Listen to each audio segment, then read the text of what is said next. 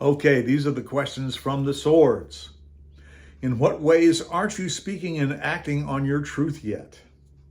Are you acting according to your intuition? Number 3, are you holding on to grief and suffering? Number 4, how can you take some time off to contemplate? How can you? Yeah, I suppose that presupposes that you have to ask permission and that your work won't let you go, all those kinds of things. 5 of Swords. 5. Number 5.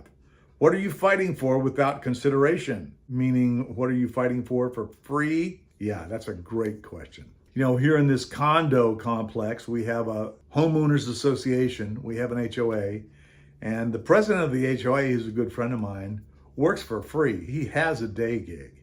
You know, and then he comes home and he has to deal with everybody pulling on him. He wants to have a night off, but he can't. So why is he the president of the HOA working for free? And he says, you know, he just likes to, but that also kind of begs the question, are we getting what we aren't paying for? You know what I'm saying? So what are you fighting for without consideration? What are you running away from? What are you leaving behind?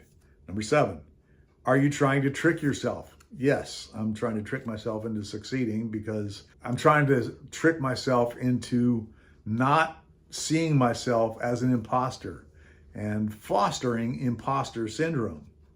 Okay, number 8, why do you feel trapped or blocked in your actions? Why? Why do I feel trapped or blocked in my actions? Number 9, why do you worry so much? What is asking to be looked at and felt? Number 10, can you surrender and trust that better times are coming? Can you surrender and trust?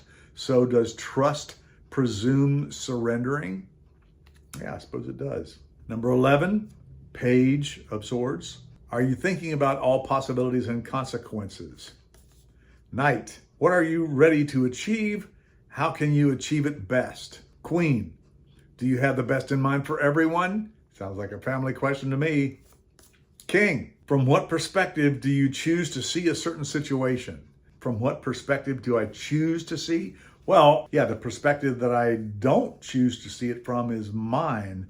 The default perspective that I see situations from is mine. You know, I suppose this sort of presumes the answer that it is possible for us to choose to see a certain question from someone else's perspective, from their perspective, whoever they might be, or from a third-party perspective, from an outside perspective, or from the government's perspective, or from your employer's perspective, or your significant other's perspective. There are many perspectives that we can choose to see any situation from, aren't there?